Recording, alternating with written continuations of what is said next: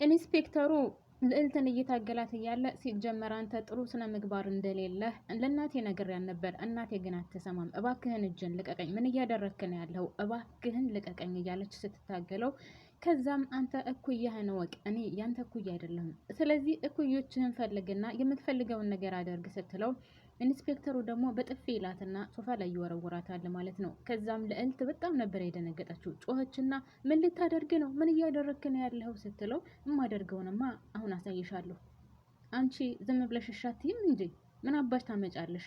እኩዮችን ፈልግ ለምን ትይኛለሽ? አንቺም እኮ እኩያዬ ነሽ፣ አንቺን ነው የምፈልገው ብሎ እየጮኸባት እየታገላት እያለ ድንገት ልዕልትና ዳዊት ከችላሉ ከቤት ማለት ነው። ከዛም ልዕልትና ዳዊትን ሲያይ በጣም ደነገጠና ከቀምጦ ብድግ ብሎ ዳዊት ምን እያደረክ ነው? ምን እየሰራህ ነው? የምታደርገውን ነገር ልትነግረኝ ትችላለህ? ብሎ ሲለው ምን አደረኩኝ? ምንም አላደረኩም። ምን ሳደርግ አየኸኝ? ብሎ እንደውም ዳዊት ጋር ይፋጠጣል ማለት ነው።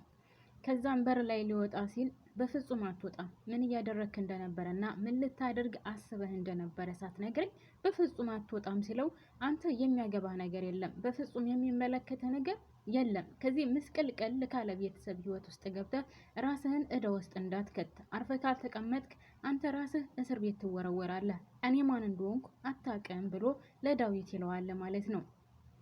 ዳዊት ደግሞ በጊዜው ያው በጣም ተናዶ ስለነበረ ድርጊቱን ምን እያደረገ እንደነበረ አይቶ ስለነበረ እኔ በፍጹም ማንንም አልፈራም፣ እኔ ዳዊት ነኝ፣ ዳዊት ደግሞ ማንንም እንደማይፈራ ሲለው እስር ቤት ከተሃለው ስላለው የኔ እስር ቤት ብርቅ አይደለም፣ ምንም መስሎ አይታየኝም፣ ምንም አታመጣም፣ እናም አሳይሃለሁ፣ ሁለተኛ እንደዚህ አይነት ነገር እያደረግክ ባይ ብሎ ከቤት ያባረረዋል ማለት ነው። እናም ይሄ ኢንስፔክተር ተብየውም እየዛተ ነበር። አሳይሃለሁ፣ አንተ የማትረባ እስር ቤት ነው የምወረውርክ።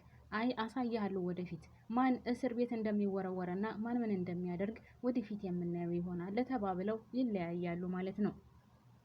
ሰላም ጤና ይስጥልኝ ውድና የተከበራችሁ የቻናሌ ቤተሰቦች፣ ይህ ቪዲዮ የሚደርሳችሁ ሁላችሁንም በያላችሁበት የዓለም ዳርቻ ሰላማችሁ ብዝዝት ትርፍርፍ ይበልልኝ። እንኳን ወደ ቻናሌ በሰላም መጣችሁ። ይህ ቪዲዮ የደረሳችሁ ሁላችሁም ላይክ እና ሼር ሰብስክራይብ እንድታደርጉልኝ በትህትና እጠይቃለሁ። በተለይ ላይክ እና ሰብስክራይብ ማድረጋችሁን እንዳትረሱ አሁንም በድጋሚ አሳስባለሁ። ስወዳችሁ አበረታቱኝ ማለት ነው። ላይክ ሼር ሰብስክራይብ በማድረግ እናም ከልብ አመሰግናለሁ። ላይክ ሼር ሰብስክራይብ እያደረጋችሁ የምታበረታቱኝ ሁላችሁም ቴንኪዩ ሶ ማች አመሰግናለሁ። እናም ዳዊት ወደ ቤት ገብቶ ልዕልት ሉሊት ቀድማ ገብታ ነበረ። ዳዊትና ኢንስፔክተሩ እየተነጋገሩ እያለ እናም ልዕልቴ ምን እየተፈጠረ ነው? ምን እያደረገ ነው? ምንድነው የማየው ነገር ብላ ሉሊት ለልዕልት ስትጠይቃት እህቴ አላቅም እኔ ምን እንደሆነ አላቅም፣ ምን እየተደረገ እንደሆነ አላቅም፣ እንኳን መጣችሁ ብላ በስቃ ድምጽ ለሉሊት ትነግራታለች ማለት ነው ልዕልት። እናም ለሉሊት ደግሞ ቆይ ማን ነው ይሄ ሰውዬ? ምንድነው የሚፈልገው? ማለት ከአንቺ ምንድነው የሚፈልገው? በጣም ነው የሚያስፈራው እኮ። ቆይ ምን ፈልጎ ነው? ምን ሊያደርግሽ ፈልጎ ነው? የተፈጠረ ነገር አለ ብላ ስትጠይቃት አይ በፍጹም እስካሁን የተፈጠረ ነገር የለም፣ ግን ሰውዬው በጣም ነው የሚያስፈራው ልዕልቴ። በቃ ሊደፍረኝ ነበረ። እኔ እናቴን እዚህ ቤት አታስገቢው አልወደድኩትም ብላት ልሰማኝ አልቻለችም እናቴ። እናም ይህን ሰውዬን አልወደድኩትም በጣም ነው የፈራሁት እያለች እያለ እናም በቃ አይዞሽ ተባብለው ከዛ ልዕልትም ሉሊትን በቃ አሁን እናቴ ስመጣ ጥሩ ነገር ስለማይፈጠር በቃ ከቤት ሂጂ፣ አሁን ደህና ነኝ ተረጋግቻለሁ ብላት ወደ ቤት እንድትሄድ ታደርጋታለች። ከዛም ወደ ቤት ስትሄድ ልክ ወደ ቤቷ ልትሄድ በር ላይ ስትወጣ አልማዝን ታገኛታለች። ዴቭ ቀደም ብሎ ወጥቶ ስለነበረ እናም አልማዝን ስታገኛት አልማዝ ደግሞ ምን ልትሰሪ መጣሽ? እግሬ መውጣቱን ጠብቀሽ ነው አይደል የመጣሽው? ምን አባሽ ልታደርግ የመጣሽ ስትላት አንቺ ራስሽ ምን አባሽ ታደርጊያለሽ? ለምንድን ነው እንደዚህ የምትይኝ? ከዚህ ቤት ቆይ ታገኛታለሽ፣ አስወጣሻለሁ፣ እኔ ነኝ የማስወጣሽ። ይህ ቤት ቤቴ ነው፣ ቤቴ እንደሆነ ማወቅ አለብሽ ስትላት አልማዝ ደግሞ በፍጹም ይህ ቤት ቤትሽ አይደለም፣ ከዚህ ቤት ውልቅ ብለሽ መውጣት አለብሽ፣ ሁለተኛ አይንሽን እንዳላይሽ፣ አንቺ አረመኔ፣ አንቺ ነፍሰ በላ፣ አንቺ ነፍሰ ገዳይ፣ አንቺ የማትረቢ፣ አንቺ ውለታ ቢስ እያለች ብቻ የስድብ አይነት ታወርድባታለች። እናም ሉሊት ግን ያን ሁሉ የልጇን ስቃይና መከራ ማይታ ስለነበረ የወይዘሮ አልማዝ ጭካኔ፣ አረመኔነት ብቻ ገንዘብ ወዳድነቷ በጣም ነው የሚያሳዝናትና አንቺ መቼውንም ሊገባሽ አይችልም። መቼውንም ሰው አትሆኝም። አንቺ አረመኔ፣ ነፍሰ ገዳይ፣ አንቺ እህትሽን የገደልሽ ርህራሄ የሌለሽ አንደኛ ጨካኝ መባል ያለባት አንቺ ነሽ። እናም ካሁን በኋላ እኔ ምንም ነገር አልፈራም።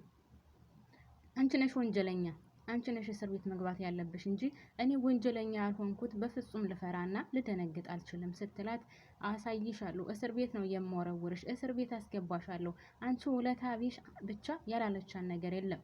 እናም እንደዛ ብለው ተለያይተው ወደ ቤት ስትገባ ደግሞ በጣም በሚያሳዝን ሁኔታ ሉሊት በጣም ማለት ልዕልት በጣም ተናዳና በሰውየው ተበሳጭታ ስለነበረ ፊቷ ቅይርይር ብሎ ነበር ማለት ነው ለብቻዋ ሆና። እናም እናትየው ስትመጣ ልጅ ምን ሆነሽ ነው? ምን ሆነሽ ነው? የተፈጠረ ነገር አለ ስትላት፣ በአንቺ ምክንያት ነው እንደዚህ የምሆነው እናቴ፣ አንቺ ነሽ እንደዚህ የምታደርጊኝ፣ በአንቺ ምክንያት ነው እንደዚህ የምሆነው ስትላት፣ አይ እንግዲህ በስነ ስርዓት አወሪ፣ ምንድነው የተፈጠረው ነገር? ምንድነው የሆንሽው? ለምን አትናገሪም?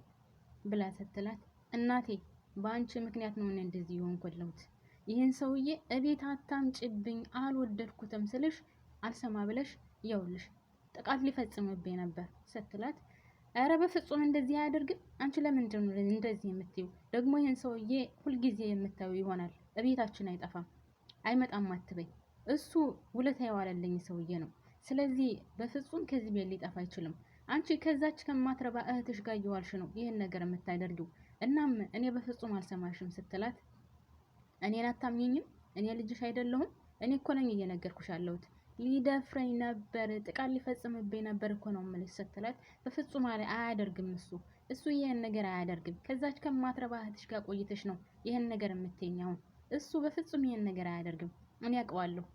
እናም አያደርግም ስትላት፣ ልዕልት ደግሞ በጣም ተበሳጭታ ስለነበረ፣ አንቺ ገንዘብ ጭንቅላትሽን ደፍኖታል፣ ስለዚህ ምንም ልታስቢ አችይም።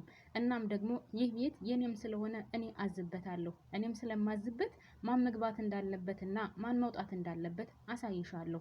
እናም ይህ ሰውዬ ሁለተኛ ከዚህ ቤት አይገባትም ትላትና ይለያያሉ ማለት ነው። ከዛ በጣም ተናዳም ስለነበረ ሉሊት ደግሞ ከቤት ትሄዳለች ማለት ነው። ማለት ከነ ኤልሳ ቤት ስትሄድ ዴቭ ለብቻው ቁጭ ብሎ ነበር። እናም ዴቭ ለምንድን ነው እንደዛ ተበሳጭተህ ሄድከው? ማለት በጣም ተናደ ነበረ። እኔ እንደዚህ ትሆናለህ ብዬ አላሰብኩም ስትለው፣ አይ በቃ የሆነውን ነገር ሳየው በጣም ተናደሁና ተበሳጨሁ እና በአንቺ ላይ ደግሞ የሆነው ነገር በጣም ነው የሚያሳዝነው።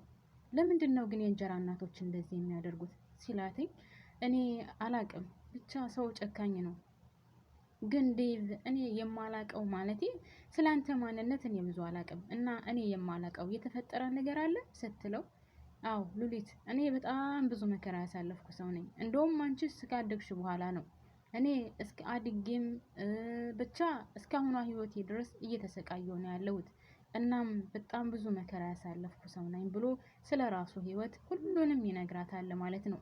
እናም ስለ ራሱ ህይወት ሲነግራት ማለቴ በልጅነቱ አባቱ የእንጀራ እናት እንዳመጣ፣ ከዛም ያቺ የእንጀራ እናት መጀመሪያ ስትገባ መልካም እንደነበረች እየቆየች ግን በጣም መጥፎ እንደሆነች እና አባቱን ለጎዳና እንደዳረገችው እንድሞት እንዳደረገችው፣ ገንዘባቸውን ወርሳ ከዛ በኋላ ትታ እንደጠፋች፣ እሱም ህይወቱን ሙሉ ጎዳና እንዲጨርስ እንዳደረገችው እናም በጣም መጥፎ ሴትዮ እንደነበረች ለሉሊት ሁሉንም ነገር ያጫውታታል ማለት ነው። በነገራችን ላይ ሉሊት እና ዳዊት አሁን እየተቀራረቡ ነው። መጀመሪያ አልወደዳትም ነበር፣ በጣም ነበር የሚጠላት። አሁን ግን እየተቀራረቡ ነው። በሚገርመው ሁኔታ ደግሞ ታሪካቸው አንድ አይነት ታሪክ ሆኗል ማለት ነው። በጣም ነው የሚያሳዝኑት ሁለቱም። ግን የዳዊት ንደትና የዳዊት ሰውን የበታች ማየት ወይም ራሱን ከፍ አድርጎ የሚያይበት ሁኔታ ወዶ ሳይሆን በቃ ባሳለፈው ሁኔታዎች ሰውን ማመንና ሰውን መቅረብ ስለማይፈልግ እንጂ መጥፎ ሆኖ አይደለም። እናም አሁን ሉሊትንና ልዕልትን እየቀረባቸው እየመጣ ነው። እናም ስለ ሉሊት ያለው አመለካከት በጣም እየተቀየረ ነው። እንደውም ያን ሁሉ ታሪኳን ስትነግረው እጇን ጎትቶ ነው፣ ያችን ሴትዮማ የሆነ ነገር ማድረግ አለብኝ፣ ካሁን በኋላ እኔ ያለው አንቺ በፍጹም ሊከፋሽና ልትከፊ አይገባም ብሎ እጇን እየጎተተ ይዟት ሄደው። ያው እንደ እድል ሆኖ አልማዝን አላገኟትም እንጂ። ለማንኛውም እኔ እዚህ ላይ አቆማለሁ። ቀጣዩን በሚቀጥለው ይዤላችሁ እመጣለሁ። አልጨረስኩትም። ውድና የተከበራችሁ ቤተሰቦቼ በድጋሚ ላይክ ያላደረጋችሁ ላይክ እያደረጋችሁ ቤተሰብ እንድትሆኑ በትህትና ጠይቃለሁ። አመሰግናለሁ። ባባይ